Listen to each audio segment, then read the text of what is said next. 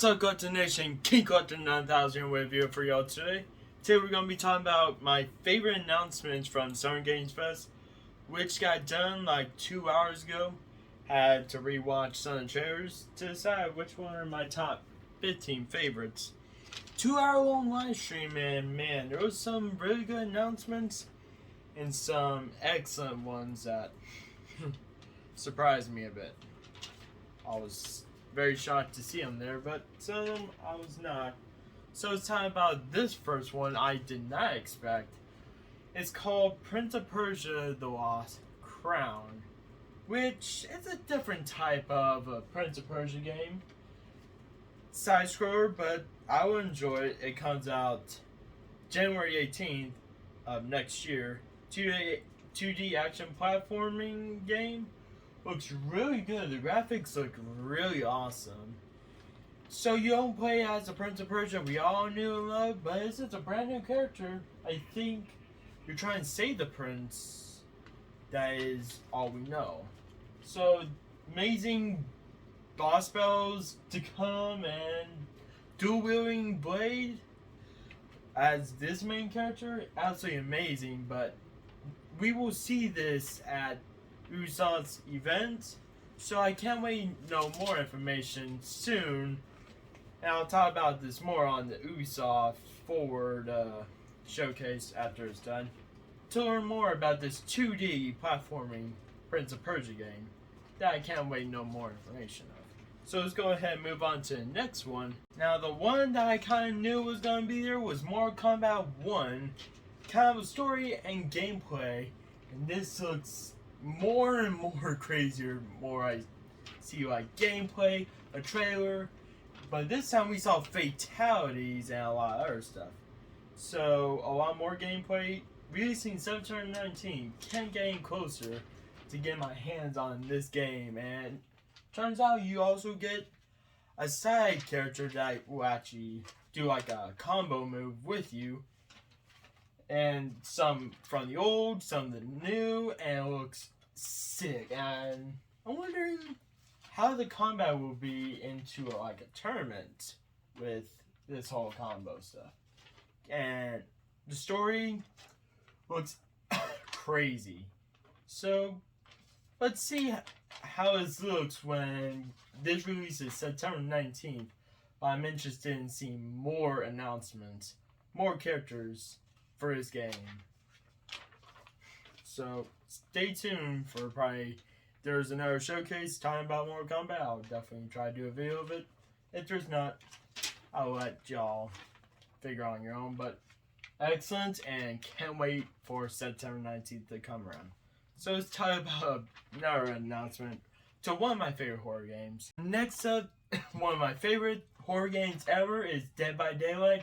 Playing with friends or playing as a killer is excellent, but Nicolas Cage and Dead by Daylight, there was rumors about it. I thought it was gonna happen, but him as a survivor, crazy thing ever. So Nicolas Cage in Dead by Daylight, he's coming out on July 25th, and that's not too far. Like, June's been going by quick, so soon it'll be July, and July 25th, Nicolas Cage will be in Dead by Daylight, which this is probably what I'm going to see in every lobby is Nicolas Cage, or probably 3 or 4. You never know. This might be the most popular character on Dead by Daylight ever. So, let's move on to the next one, which is Crossfire Sierra Squad, which I was not expecting this to show off for PlayStation VR 2 at Summer Games Fest. I was thinking it was only going to show at the PlayStation Showcase, but this looks awesome. The Crossfire X was alright, but this one looks way better than the Crossfire X that was shown on Xbox and PlayStation. And VR, and there's so much stuff you could do. Free roam, you can throw a grenade back with your character. You dual wield guns. this gives you so much creativity of how to destroy your enemies, and you can play co-op, which is even crazier. So if you got a friend that's PlayStation VR 2, get ready, because this will be releasing soon, and get ready if you got a PlayStation VR 2. Coming August 2023. Crazy. So next up we got another game, Remnant 2, which is a sequel to Remnant from the Ashes. But this is co-op now. Soon it was, last we heard, it was just a regular game where it showed one person. Now it's co-op. I definitely gonna be playing with my friends on Remnant 2. I'm really interested on the combat and the enemies from Remnant from the Ashes to Remnant 2. I'm hoping this is more difficult than anything before. Not like Dark Souls difficult, like a little bit more like I would say Bloodborne difficult. I would say that. That's all I'm hoping for, because this kind of looks like a Souls-like hardcore game. So can't wait for that to be released this month. It showed off a lot of gameplay, but I can't wait to see way more gameplay, either the Xbox showcase or soon to come to like more evident, like more information about this game. So let's see about July 25th. So you got Nicolas Cage and Remnant 2 on the same day. So get ready for both of those to come out.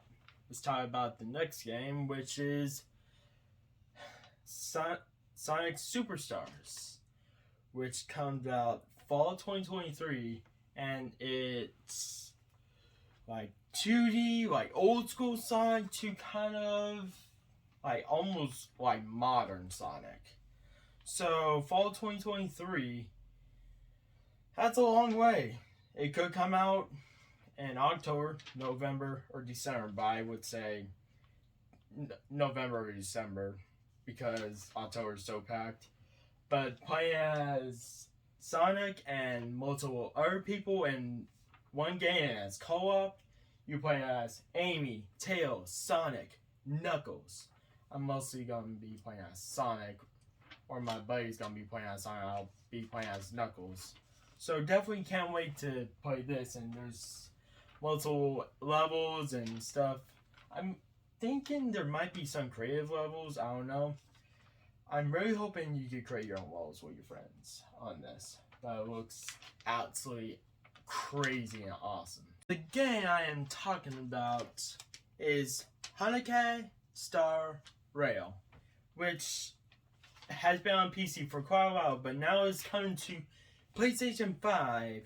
It's one of the most popular gacha game, and it comes out Q4 of 2023, which could change and might be delayed, but who knows. This looks crazy, and it's something I wouldn't be into, but I really am interested in this game, kind of like how it is. And I play Atelier for the first time, so I'm kind of like interested in like those type of games, and now gets me into those type of games. So I'm really interested now for it to be coming on PS5, but it'll be nothing like quality like the PC version. So we'll see this when it comes out, Q4 of 2023. So now for my most hyped game for a Souls-like is Lies of P, which is, well, Souls with Pinocchio in it. So it's one most hyped game for me that I can't wait to play. And comes out September 19th. Finally, we got a release date and way more gameplay than ever before. So I really want to play this so bad that I'm hoping September 19th gets here quick, because this game looks perfect. The combat, the enemies, the style of how dark it is just fits Souls like, and I just can't wait to see how the story goes in the final boss. wondering who that will be. But Lies of P, I can't wait to come out on September 19th. So that's my biggest game for Souls-like, but there's way more bigger games on this list. And this game is from NSC Soft and Amazon Games, which is Throne and Liberty, which is a new open world MMO RPG. God, that's a mouthful. MMO RPG. That is crazy having RPG and MMO together. And we have also way more stuff about this. It kind of gives me a little bit of a open world, how should I say it, like Demon Souls with how big the bosses are. But you got this character I could shapeshift into a bird and fly around places. So that piqued my interest a little bit. Shapeshifting, I have not seen that in a game for a while. So if you're into games like this, be ready, because I don't know when it's gonna release and show release date. So hoping I'll figure out more information as it comes out soon enough. So let's go ahead and move on to the next biggest game. So we got some more gameplay of Alan Wake 2, but this time to the second main character, Saga Anderson, an FBI agent that's been trying to figure out mysterious murders in the area. But she's trying to survive these enemies and figure out the case and report it. Or she could be lost to this nightmarish area and never know. So Alan Wake 2, I really wanted to be a physical release and digital, but it's only digital only. Hoping they change their mind and have a physical release. But Alan Wake 2, more gameplay has come out, and I'm already sold on it. Alan Wake 2, I'm already sold on the title. I'm already ready for it to come out. So, show me more gameplay is just getting me more eager to play it than really investing and interested in it. I'm already interested in it. So, can't wait to know more about Saga Anderson and her partner that she brings with her. All we know is Saga Anderson, but her partner, I'm wondering who that person will be.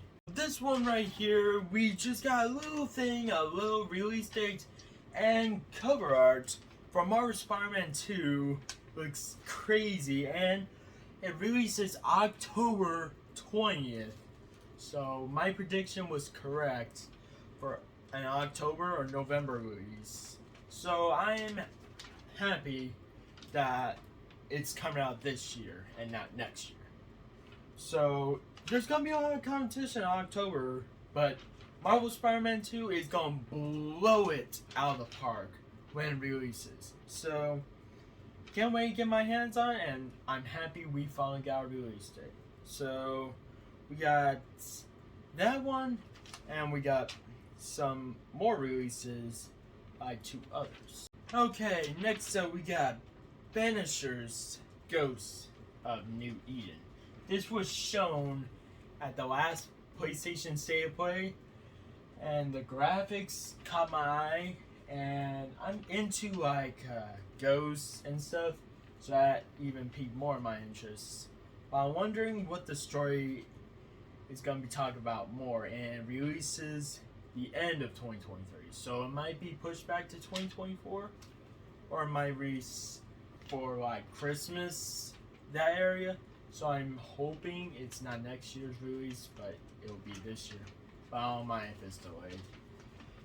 And you have choices in this game. You can choose to save a person, save a spirit, or sacrifice the spirits, which is really more into the story. And I'm hoping there's multiple endings to your choices. Will it be a good ending, or will it be a horrible ending? That's up to you to decide, and If it's multiple endings, I can't wait to see every ending. I'll play it multiple times to get every single one. So that's the end of 2023. So let's hope we get an update release date soon. But I ain't in a rush for it. So let's go ahead and talk about the next game, which is part of the Yakuza series, Like a Dragon, Gaiden, the man who erased his name. So we got Kiryu back, which he has no name now. We only know him as Kiryu. So he has no name in this game. And we finally got a release date, November 9th of this year. I can't wait to see where he goes, who the enemy is, who's the main boss that we're going to be fighting at the end. And we'll connect to Yakuza Like a Dragon. Like connected where we kind of see like a little part of it at the end. But I love the Yakuza games, and this is the first side story I'm actually going to play for the Yakuza series. And having Kiryu back feels good to have him, and looks like a new fighting styles, which Yakuza always had the craziest fighting styles. So November 9th will come sooner than expected for Like a Dragon Gaiden, the man who erased his name. So let's go ahead and move on to the next announcement, which I kind of expected was going to be. We got more gameplay of Immortals of Aveum, which I'm already liking the gameplay, the combat, and the enemies already. I'm just ready for it to release on July 20th. So it's gameplay of a big giant robot with a lot of enemies surrounding. Kind of gives me like big fights are gonna be in this game, bigger than this one. So I can't wait already for this game to release next month. And I already like the combat. I'm used to playing Ghostwire Tokyo, so this combat is gonna be similar to Doom mixed with Ghostwire Tokyo. So can't wait for this to come out. The biggest one of all is Final Fantasy VII Rebirth, which comes out on 2 discs, kind of like the old school Final Fantasy. I came out with 3, but this one has 2, and comes out early 2024, so it could be releasing January, February, or March, and probably April if you want to count that. But the graphics are insane. We got more about a little bit of the story, and this already looks way better than Final Fantasy VII that released on PS4 and integrate the DLC, because this looks 10 times better than it was then. And it's open world, and you can ride chocobos in this. And I'm hoping it's open world a little bit, but not too big. But riding chocobos in Final Fantasy always has to happen. But this was probably my top 3 favorite announcements, other than Spider-Man and Alan Wake. So this is probably my number 2. Spider-Man is my number 1, but can't wait to learn about this story, and will Sephiroth be more part of this story than ever. So this will probably be between the first disc and the third disc. So we got a second disc coming around, and can't wait to hear more about the third one after this one for 2024. I just can't wait to play more Final Fantasy VII. So that is the final announcement for the Summer Games Fest. There was a lot of others to talk about. These are my favorite announcements that were shown.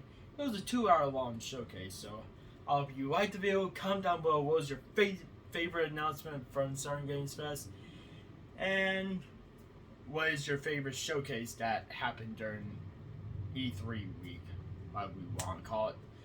And I will see y'all next time. Keep on 9,000 Goten Nation. I'll see y'all in the next video. Peace.